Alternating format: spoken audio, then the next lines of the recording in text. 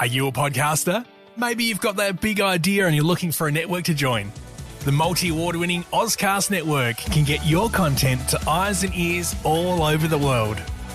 Join now for the first month free, and you could be featuring this sound at the beginning of your podcast. Ozcast.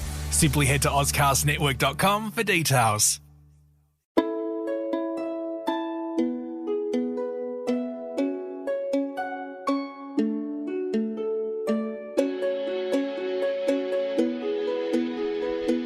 Welcome to Hong Kong Confidential.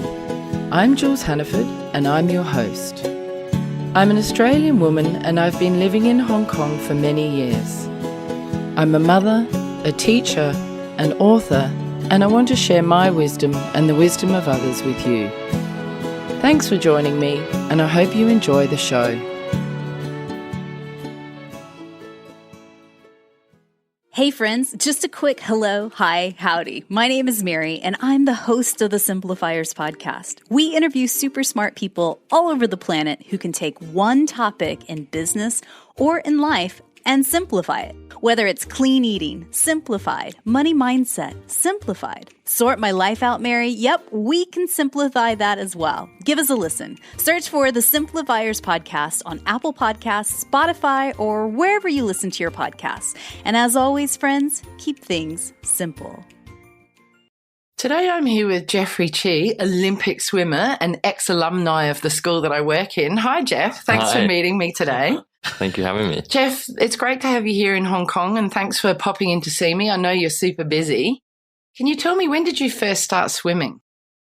So I first got into the water as a baby with my mum, just to get me used to the water. Neither of my parents are very good swimmers. My dad almost drowned when he was... Did he? 8, yeah. Tell me about that, just quickly. What happened? Well, he was sitting in like a, rubber ring at the beach and a wave flipped him over and he kind of was upside down on his own for a whole while. And then someone pulled him out. His younger brother noticed after a little while that he was just his legs were flailing. And so had to run and go get my grandmother and some help to, Oh my God, that is so freaky. That happened to my sister when she was little. She was in a rubber ring in a swimming pool, went upside down, legs in the air, and I ran to my mum and said, Mum, Nikki's upside down in the swimming pool. I was like 4. Yeah.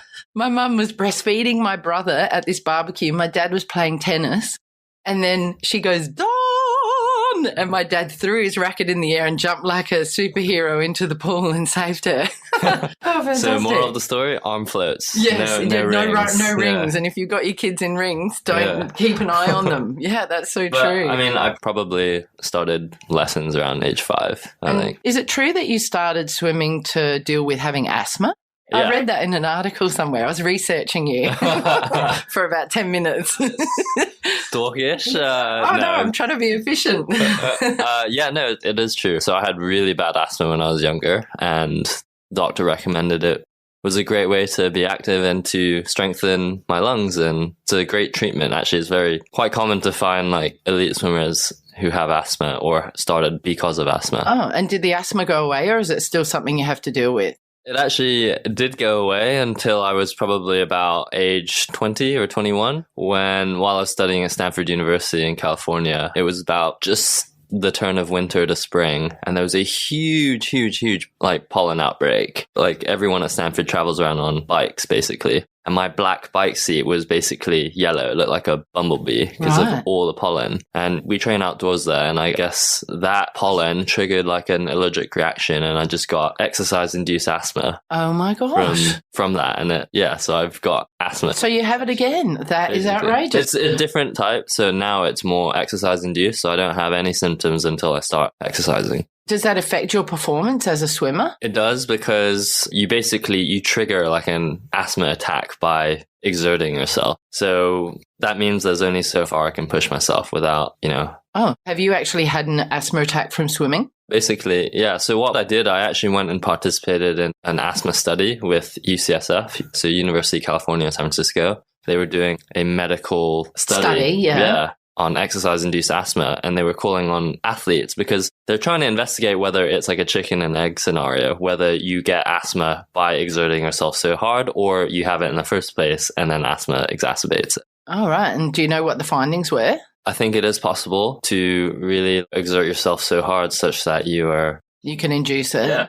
Wow, that's so interesting. Interesting again, because I'm having real trouble with my lungs. I was sick about 2 months ago. I know this podcast isn't about me, but let me share. I was sick about 2 months ago and had like a bronchitis-y really bad thing. And now I've still got this. And I'm thinking, is it stress? Am I getting some form of asthma? I've got to get it checked out. Anyway. Combination. Yeah. When you were little, did you train hard from a very young age when you started swimming at 5? Or did that sort of training really kick off when you were in high school? It kicked off for me in high school, like 15, 16. I mean, I can't really even say that things were super intense training-wise in Hong Kong just because of the structure and the program and the setup that we have here for sport. I was very sporty when I was younger. I used to play all kinds of sport. Mm-hmm. You probably remember, basketball, cross country, running. I was a big tennis player, golf player. How did you select swimming? Is that because that is what you were best at, or is it what you love? I think it's a combination of environment, success, pure just practicality and logistics of what's possible in Hong Kong. Yeah. Yeah, Did your parents play any role in pressing you in that direction? I would say they did not push me in what you would think of as a tiger parent. That was amazing. I think I would not have gotten to the place that I am today had they had done that. What they did do though was keep me honest. So if they knew that I was wanting to achieve something, which, I was quite vocal about it, they would keep me honest. So when I wouldn't want to go to training, they'd ask me okay, if you don't want to do that, that's fine. But just remember, you're going to be the one who's going to be disappointed in the end if you don't keep up, so on and so forth. So did you have high goals for yourself as a swimmer, as a teenager at school here when you were a kid? Yeah, I've always been someone who has had high expectations for myself. Because you did really well at school, didn't you? You got good grades too, didn't you? Yeah, I did, yeah. So how was that, managing your swimming and your school? I think it just came as just the way I live life, really. Just try to be excellent in everything that I do and give it 100%. Fortunately for me, I grew up in an environment where it was not forced upon me, you have to be excellent, but I grew up in a family where had space and freedom to go do that. My parents would always encourage me to have an open mind, and just because I was a swimmer didn't mean that I had to be bad at school. And so I just took all the discipline and motivation that I had that was required in swimming to be good at something and just applied it to my academics and to life in general. Oh, that's amazing. And I could see that in everything that you did. I was always super proud of you. I remember watching you swim and killing it in a race at school, winning by a half a lap or whatever it was. And I remember thinking, that kid will be in the Olympics. And I asked your PE teacher whether he had the same thought. And he said he hadn't really considered that you would go as far as you've gone at that age. But he's also not surprised. He did tell me a little story once. You didn't want to run cross country on a weekend and you were saying you couldn't run because you had to swim, and then he called your dad and then your dad made you run. Yeah. Do you remember that? Yeah. I know exactly which teacher you're talking about. Yeah, we won't name him. Did you get a scholarship to Stanford based on your swimming? The scholarship came, yes, because I was a good swimmer, but what was so great about Stanford in terms of what they demand from their student athletes, I had to get into the school first, regardless of swimming or not. So it wasn't just given to you like they give to some of the football players and stuff like that. Well, I don't know if Stanford specifically do, but some of the schools just bring in the top athletes regardless of their academic ability. Yeah, I believe Stanford actually admits all their student athletes based off of the student part of the student athlete word. Okay. First. You have to meet certain standards, otherwise you're not going to fit into the student body. And they expect things of us to have a 5% admittance rate every year or something like that. It's crazy. So I feel really lucky to have gone there and graduated. But yeah, I had to get into the school first, and then once I could get in, then I could be considered for the swim team. Right. What did you study, first of all, at Stanford? I studied a Bachelor of Science in Earth Systems. So what that is basically renewable energy. Well, depending on what focus within that degree that you did. Mine was renewable energy. energy science and technology, environmental science, and politics. So okay, great. very interdisciplinary, very relevant to today's greatest challenges. And I thought it was a great degree and great education, broad education. I think sometimes when I don't know how they do it in the UK because... well, it's direct entry onto a degree that you select, whereas in the US you get the first year you can really do non-specialised. More so, everyone in my family basically went to the UK for university. Actually, my dad was the first person on that side of the family to get a university education and finish high school. But as a 17-year-old, how are you supposed to know what you want to do? Yeah, it's so hard, isn't it? I didn't really know till I was 26. Yeah. Yeah. I mean, I still don't really know. Exactly. I'm still figuring it out. Yeah. So it was a great first education. That's I think the purpose of a bachelor's degree. When you got there, did you get straight onto the swim team or did you have to try out and meet standards or what was the deal? Yeah, no. So I was recruited as well and I showed up. We all showed up, the swim team, about a month before school actually started to start training for the year. And we had our first training camp down in Baton Rouge, Louisiana. Oh my God, how cool. And what sort of training schedule did you have and how difficult was it to balance your schoolwork or your uni work and training? It was really tough. There's a running joke at Stanford. You have a social life, an academic life, and, your athletic life, and you got to pick 2 out of the 3. Right. And that's one of my questions. Did you have a chance for any hobbies or any relationships or anything like that? Or were you solely focused on swimming and schoolwork? It's a massive balancing act. I don't want to put anyone off out there for trying to achieve something like that.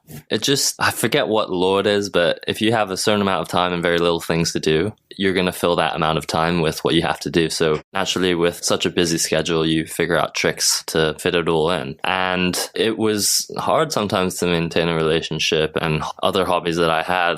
Did you try or did you just have to let it go? I definitely tried. Sometimes I had to let it go because we had to maintain a certain standard in the classroom. And sometimes that was really difficult. But my typical schedule, I wouldn't have to wake up early every morning. It'd be 3 times, define early, but 3 times a week, which I consider really early, which was 5:15 in the morning. Right. That would be my Monday, Wednesday, and Friday. And I'd train from 5:50.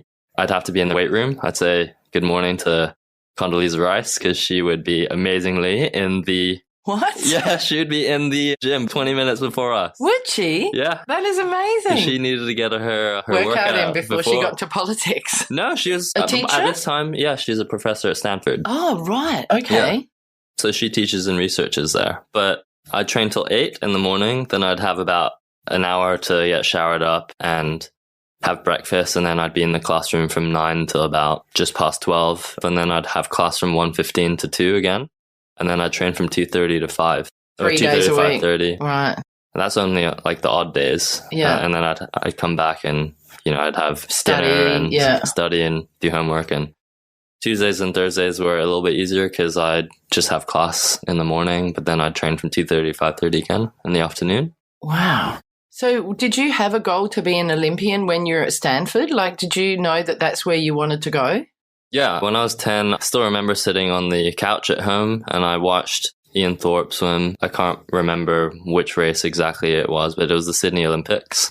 And I was like, wow, it'd be really cool to be an Olympian. I want to be an Olympian one day. That's amazing. So you had that goal from about the age of 10? Yeah. And were you solely focused on it all through high school as well as university? Or did you sometimes go? Yeah, it was like an obsession, really. Really? Wow. Yeah. And you got there. Congratulations. Yeah, thank you. One of the things I wondered, though, many sports are team sports where you have that interaction with your team and you have that whole sort of camaraderie. Swimming's quite an isolating sport, I imagine. Is that something that impacted you in any way and that you found difficult? Or is it? Do you still have that team camaraderie? It impacted me at certain points. I would say that during, as a teenager and through university, it didn't impact me because there was such a strong team element. In high school, during my teen years here, I was fortunate enough to have a nice community from it. And honestly, that's one of the big reasons why I did it. It was a lot of fun with those people. And you broke some records as a teenager, didn't you? Yeah. Was that at the British Games or something? I can't remember. What was it? I used to go compete in the British National Championships every summer. And you broke records when you were 15 and 16 and stuff like that. That was, I think I broke my first Hong Kong like senior national like open record when I was 15. And then, it just kept going from there. But Stanford was all about the team. That was, honestly, it made it so much more fun. That's why the NCAAs in the US is one of the most fun swim meets to watch. What's the NCAA? So it stands for the National Collegiate Athletic Association in the US, and they basically run all college sport. And college sport in the US is huge. Yes, it is, isn't it? And every year there's a conference championship. So the US is divided up into different conferences. And also there's an NCAA championship at the end of the year for pretty much every sport. All right. And that's like what everyone wants to get into? Wants to A, qualify for, but B, compete for the title. Right. And how did you go in that? My class, we won our Pacific 12 conference title every year. Did you? That we were there. And did you win races at that event? Yeah, I'm a Pac-12 champion. Senior year. God, I'm so proud of you. And I mean, that was amazing to do that with my teammates. And we were about second through fourth all my 4 years at Stanford at NCAA. So we didn't win a title, unfortunately. We haven't won one for a while, but that's, since you left.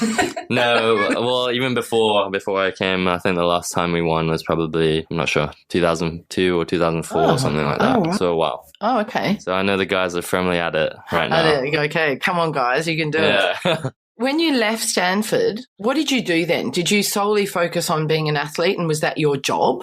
Yeah, so this is when the team element really kind of went. All of a sudden, there's like a lot more responsibility on you as an individual. Like you got to provide for yourself. And sometimes, I mean, you just don't feel as protected as you would as a teenager or while you're at university. So in that respect, yes, but there was still a very strong team element. Part of being a great athlete is about helping others and really collaborating with your coaches, but most importantly with your teammates, and you're working together. Like you're pushing yourselves, pushing each other every day. And so it's vital that this is how I was raised and how I was taught, but really important to help teammates. And I guess the only isolating part then from what you're saying is really the actual swimming part, because you're not like passing the ball or, relying on your teammates, that you're solitary in the actual race. But the rest of it, the training and the support and all of that is there.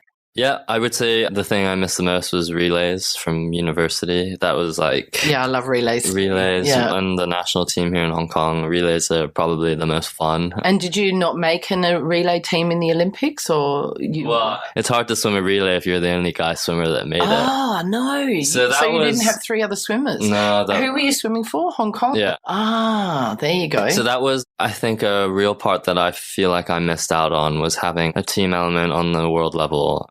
In Asia, yes, we have other guys here that can be competitive, but otherwise on world level, not so much, unfortunately. So, so you couldn't. But how did you come to be swimming for Hong Kong and not the US or Taiwan or UK? I mean, your parents are Taiwanese and Malaysian, aren't they? So how did you come to be in the Hong Kong team? Could you have had another choice where you could have been with the relay team? Yeah. So what happened was I was born in London. I did grow up in Hong Kong, though. So it made kind of sense to swim for Hong Kong. But when I was 15 or 16, Britain actually approached me, and I was potentially going to go off to Australia for their national training center with some of the best youth male athletes that they had then. Wow, I didn't know that. So that could have been another track that I would have gone down. But why did you not do that? Well, I'm an only child, and going to boarding school is something that my parents really didn't want. And in hindsight, I think it was the right thing. There's only so much time that you get to spend with your parents, and going away to boarding school just shortens that time. So that was one aspect, just from a family perspective. And also, education was really important. And to go off and dedicate so much to a sport that, won't last maybe more than until you're 35. It's like a big gamble and a big risk. It is. And if you were there in the training center, you would have been training 6-8 hours a day, wouldn't you? Education would just have been neglected. And that's, as a family value, it's really important to my parents. It's important to me as well. I wasn't necessarily maybe mature enough to know it at the time, but, Were you upset that they didn't want you to go? Did you want to go? I kind of did, but at the same time, I'm pretty obedient, and you always were a good boy.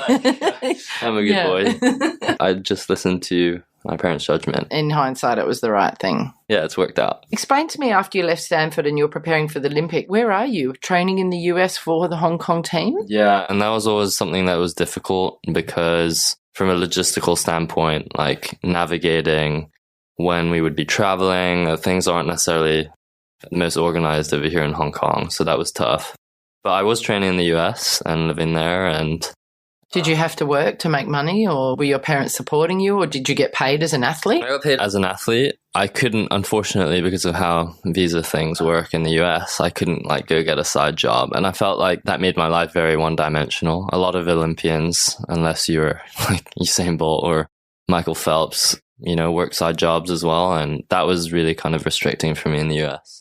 Was that not so good for your psyche because you didn't really have that outlet or that sort of different way of meeting people, or just sort of taking you away from being solely focused on your goal all the time? Absolutely. I think I had better balance as a teenager at school here and at university as well. At Stanford, I mean, your first year, your freshman year, you're not roomed with an athlete. You're roomed with a non-student athlete at Stanford. And that was amazing. I loved that. And then did you have to be roomed with an athlete after that so that you're all like focused and you weren't like distracted by girls and drugs and alcohol and stuff like that? Or is that their thinking? That's typically what happens because your schedule is so different to the regular students. Right. So if you're an athlete, you're both getting up at 5. Yeah. And it's just a lot easier to navigate, basically. Yeah. And I could still hang out with non-student athlete friends outside. Yeah. Okay, cool. How was it going to the Olympics and being a part of the whole festivities and the excitement and the atmosphere? You were in Rio in 2016, is that right? Yep. What was it like? I can't imagine. I like to think, I'm not sure if you've seen the film Zootopia or Zootropolis, I think. No, I've only seen Zoolander. Zoolander. Okay, not quite like Zoolander. Well, I suppose like the amount of outfits that he has, it could be like the Olympic. But it was like a zoo. You had like tall athletes, like more overweight athletes, like very, very skinny athletes, just all shapes and sizes and colors of people. It was like a zoo. Was it crazy? Like just a visual experience of... And were you in like is it called the Olympic Village or something? Yeah. What's that like? Is everyone partying like rock stars because they've made it, or are they still really like totally focused? And don't name names in case this podcast goes global. Well, it's really cool because you hear about all these like very, very famous people and all of a sudden they're like either sitting down the table from you in Athletes Village dining hall, or you're standing in the same lift as them. So that was really cool. But if you think about it, like we've trained like our whole lives for this. We are very nervous and very focused. And so when you get to the Olympics, particularly in the first week, people getting ready, I wouldn't say that you can feel the tension, but like we're all there for one reason, and that's not to party. That is to perform. And then you will see, like, when athletes are done, you'll see them kind of let loose a little bit. But you also have to be, like, respectful of the other people on your team, other people around the village who are there still to compete. So I think you're aware of that. Yeah. And I think things start to get a little bit looser towards the end of the second week. I'll put it that way. Did you have any idols who you were kind of looking out for at the Olympics? Yeah, in short, I had idols, but sometimes you just don't think about it when you're competing because you're competing against some of them. Yeah. When you do that, it's like, how are you going to be competitive? So it's all the psychology of sport, isn't it? Like you don't want to be like idolizing these people and then feeling sort of inferior or like you can't match up to them and stuff like that. Yeah. So you got to really keep your focus, I guess. Yeah. How hard is that to have that mindset of being a champion and being a winner and being up there with some of these people that you've seen on your televisions and you're the only bloke from Hong Kong? Exactly. Kind of thing. What's that like? It's hard. It's a huge mental challenge. It's 100% mental when you get to the village and you're preparing for your race. For me, I had about a week before my race when I got to the village and checked in. That was probably the hardest part, was going to the pool every day and seeing everyone be excited and cheering. And, you know, you get adrenaline from watching other people race. I had to stop going because I was just wasting my energy. Right. But also, that's interesting. Yeah, but just focusing on what you have to do, what you can control, not letting other people get to you. That is the big challenge. And so how much mental discipline is required? It must be something that you're almost preparing through for all your life, throughout all your competitions and, you know, being focused on your schoolwork and being well organized and being able to manage all aspects of your life must help you to cope with that moment. Yeah, it all accumulates, whether you are aware of it or not. Yeah. And did you manage it well, do you think? Are you proud of how you cope with that side of it? I definitely am. I was going through a lot because my dad was suffering from cancer. He was sick at the time, wasn't he? I had a lot more going on than just the pool. How do you manage that? Like, you sometimes only get one shot at it. It's not like you can go, oh, sorry, I'll just, take a rain check and come back later. How do you cope with that? 3 words: control the controllable. Some things were completely out of my control, and the only thing that I could really do was just make the best of what I got in that moment in time and not really, worry about the things that I couldn't control. Yes, it was very, very difficult for me emotionally, but I guess you have to just get your head down and do it and talk to people when you need help. Were you able to compartmentalize? Like, go, right, this is my swimming, this is the race, this is my regime, and I'll put the family and the other pressures aside for this moment. And then when the time is right, come back to that. Yes. Yeah, to some extent I am. I mean, yeah, sitting in the call room, getting ready to walk out to a stadium filled with, I don't know, X many thousand people, and then that being broadcasted to billions of people. I mean... How did that feel? Does that just make your adrenaline just pump like a beast? And is that probably why you won your heat? Because you've got the adrenaline like you've never had it before? Yeah, you just manage it. You are just focused on what you're doing. You're on autopilot, but you're also aware of, and you're talking to yourself. And do you have a coach with you? No, I actually didn't have my coach on the team with us at the Olympics, unfortunately. But luckily, though, I was training in Ann Arbor, Michigan, and the head coach there on my team there was with Team USA, but he was mostly occupied with looking after his athletes on the USA Olympic team. But you had that little knowledge that he was there to support if you needed it. I could talk to him, and that was helpful. So really grateful for that. Yeah. I would say as an athlete, you just get into the zone and, you flip the switch and it's just on. Yeah. And then talk me through it. You're at the starting blocks, you're at the Olympics, the audience is there, you're on television, it's your shot, you've been training for it for God knows how long to get there, and you swim the race, you get to the end of your heat, you look up, you turn around, there's a beautiful photo of you that's all over the internet, you're turning around, looking at the screen, and you see your time and you see you won. What does that feel like? I saw it. I was so excited and so proud. It was amazing. I think it's different for everybody. What was it like for you? For me, so one of my goals was to make the semi-final. And so when I touched and I won my heat, I was really happy. I had mixed feelings because when I touched and I saw my time, I was like, yes, I won. But I was just off of... I knew immediately that wasn't going to be good enough to make the semi. So I was Did you? a little bit Even though there disappointed. were other heats to come, had you worked out what you needed? Yeah, I had a time in mind that I would have needed to go. And because I wasn't there, I just, my gut told me that I would need to now get lucky to get through. Right. So... And you didn't make the semis, did you? No, I just missed it. How was that then, coping with that disappointment? Was that hard, or were you prepared for that? It was hard because I really wanted it and I put the work in for it. And sometimes things just don't go your way. And that's life. That is life. And we can sometimes learn more from our failures than our successes. You always learn more from your failures. And it can be more character building and it can stand you in good stead for the future, can't it? Absolutely. And I often think sometimes that these Hong Kong kids, you included, and tell me if I'm wrong, that it's an easy life here and you're a big fish in a little pond and it's very safe and, there's support, there's money, there's opportunity, there's privilege. And so that there's not that much disappointment as a young person. And then when you grow up and you go out into the world, it can be a little harder to cope with because you don't have the struggles that some other kids around the world might have. Do you agree with that, or do you think that's wrong? I think, it depends who you're in Hong Kong. I mean, it's a massive generalization. It is. But I guess I'm thinking about international kids, international school kids. So, yeah.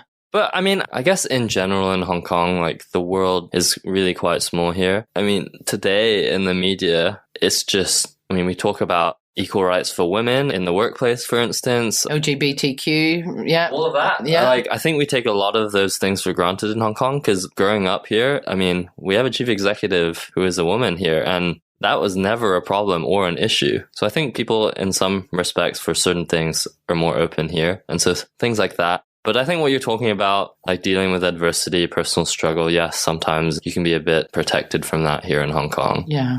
And that's why it's, so good to travel the world and see. Yeah, it is. Talk to different people and meet and experience different things. Would you see that not making the semi-finals as one of your greatest failures?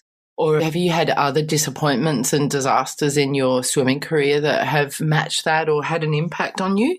Or have you been fairly successful all the way through? Because it appears you have, from my point of view. Yeah, so it always appears when you look on the other side, right? Yeah. I've had many failures, and many athletes and many successful people out there have had many, many failures in life. You only hear about their successes. I think I can't say something like missing the semifinal is the greatest failure. It certainly, like those kinds of moments, like not going a best time, not hitting a goal time in your season, missing a final, missing a semifinal, missing out on a medal, those are the failures that really sting. But the most important failures, I think, are probably the times that you didn't learn, you sat back and you didn't work hard, that you didn't learn from your mistakes and just kept doing the same thing. Those are the really important ones. And those are probably the greater failures than what might appear on the surface and emotionally that you feel. But I think sometimes, I guess like you would classify those failures to learn as regrets. And sometimes those regrets hurt more. Yeah. How can you regret? I regret that, for me, for instance, I regret I didn't stand on the podium at the Asian Games when I came fourth and bronze medal, tested positive. But that's something out of my control. And I didn't know about that. I ended up getting the bronze medal for that. But it doesn't didn't get on the podium because he was tested, like the results came in after. So that is out of your control, but there's not much you can do about it. Yeah, but those are the kinds of things that sting, right? Mm-hmm. As an athlete and somebody who's 30 now?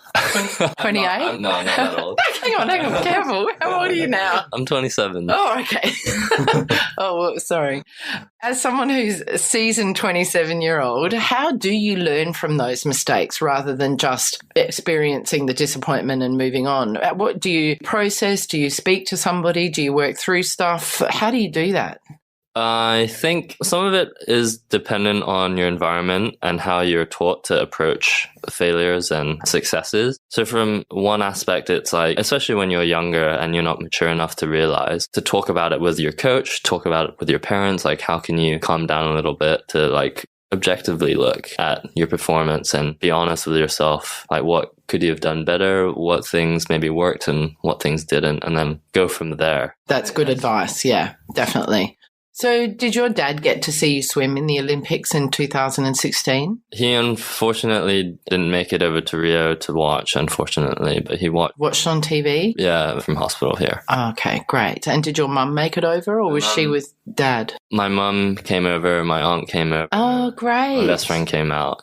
Oh, that must have been so nice to have support and family there, especially because you were from a small team were you really like a team of one? From Hong Kong? Were you the only... 7 swimmers. 7, six okay. girls and me. Oh. Yeah.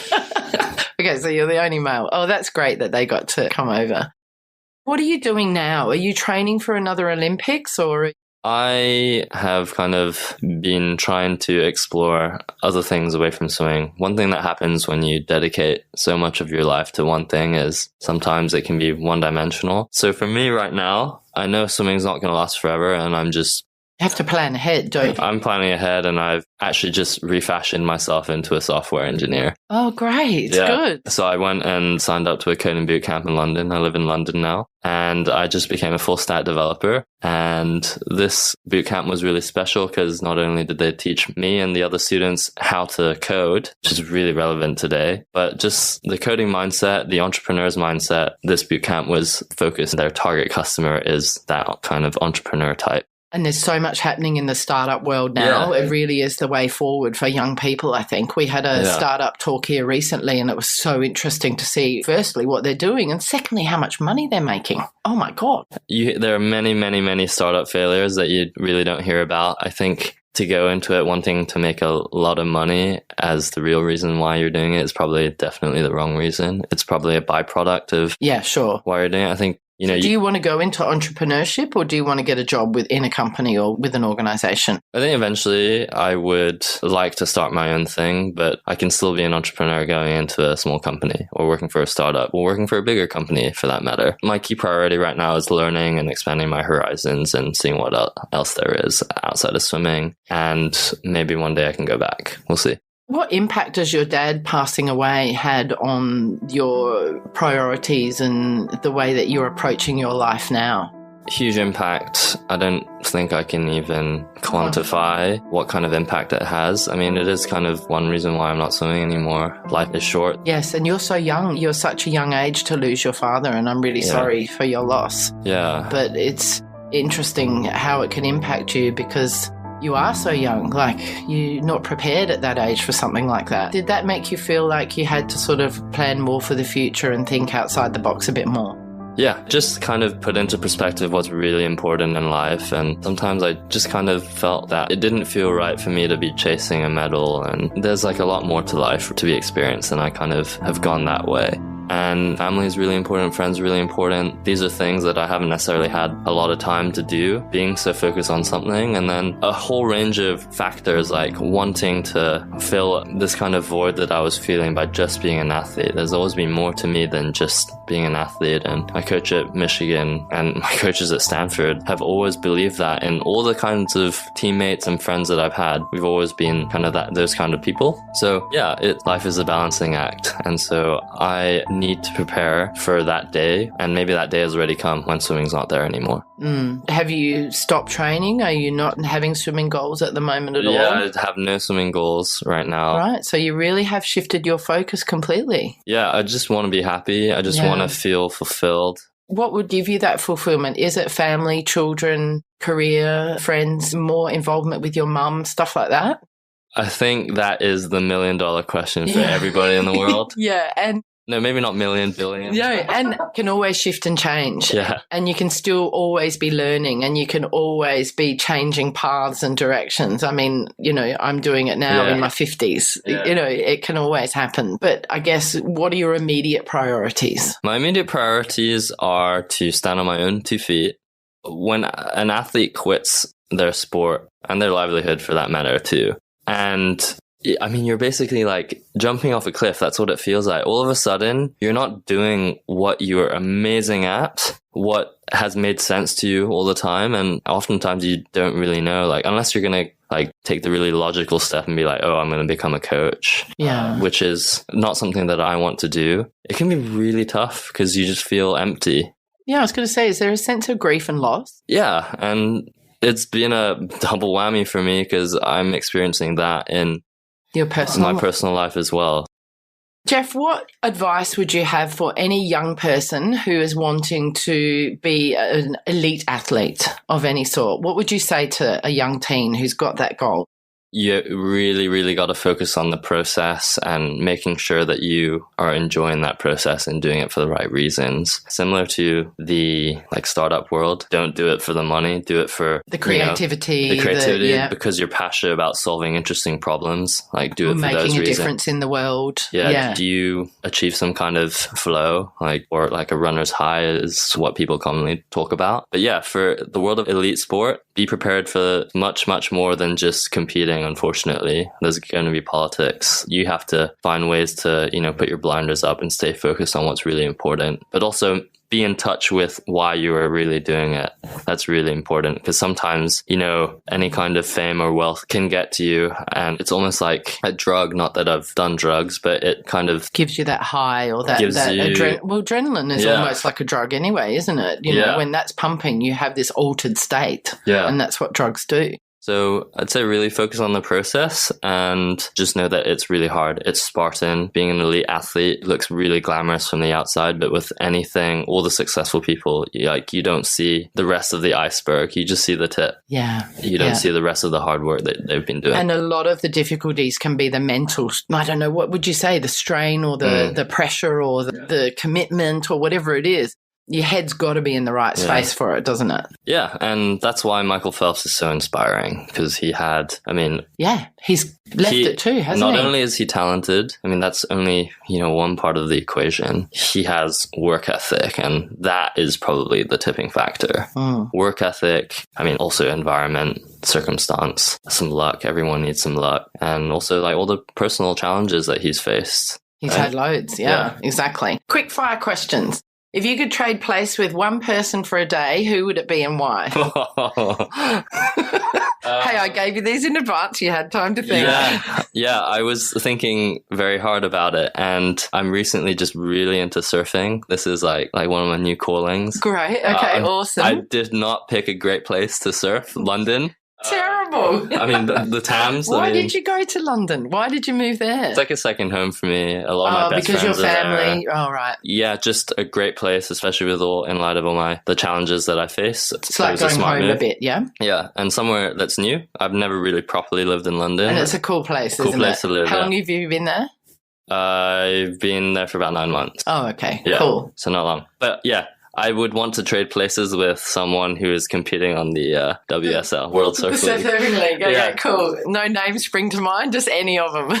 I feel like Kelly Slater lives a pretty badass. He does have a great John life. Florence or somebody. And you know what? Knowing your skill and talent, we might see you there one day.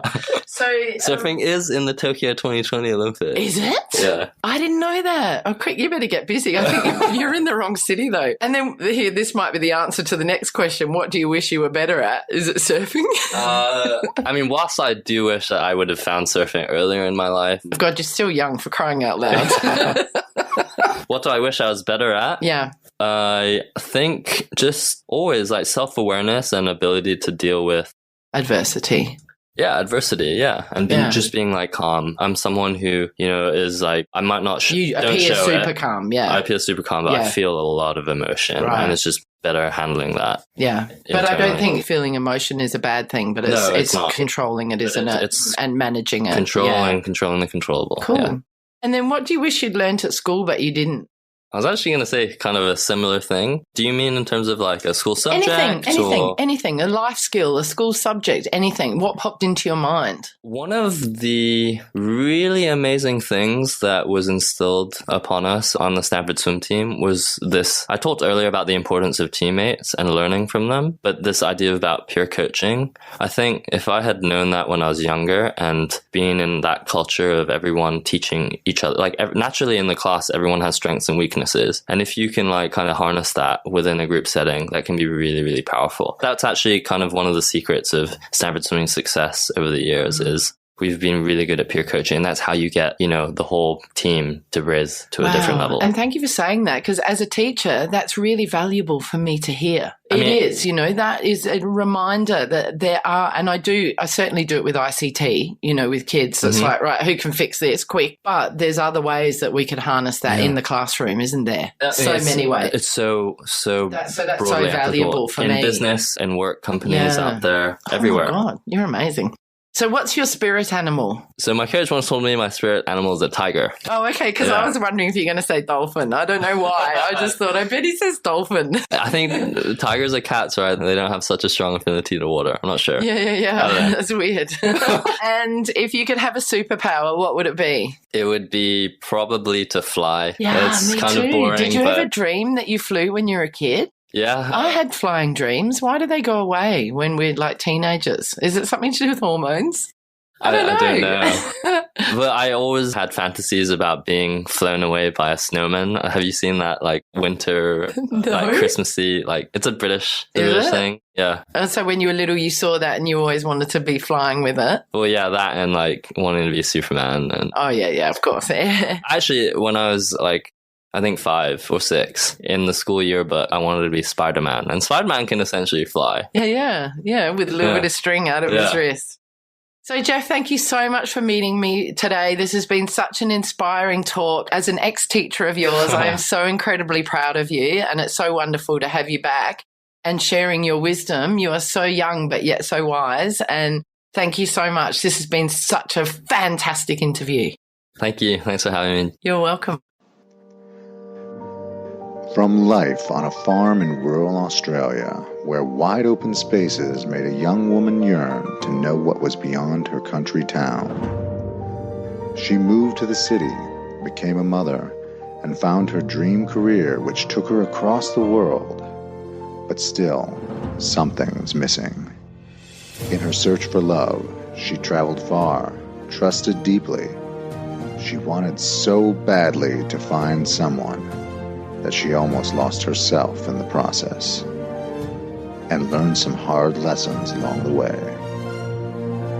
Fool Me Twice, a new memoir by Jules Hannaford. Available August 20th on Amazon.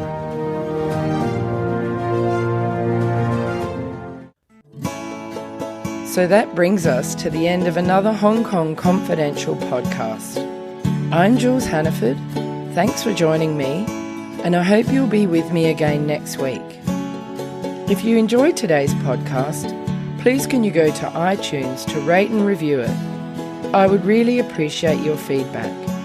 You can email me at jules@hongkongconfidential.net, and you can find me on Facebook and Instagram at Hong Kong Confidential. If you'd like to hit me up on Twitter, it's at Jules Hannaford. I would love to hear from you.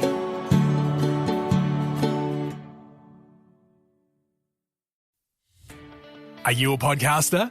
Maybe you've got that big idea and you're looking for a network to join. The multi-award winning Ozcast network can get your content to eyes and ears all over the world. Join now for the first month free, and you could be featuring this sound at the beginning of your podcast. Ozcast. Simply head to ozcastnetwork.com for details.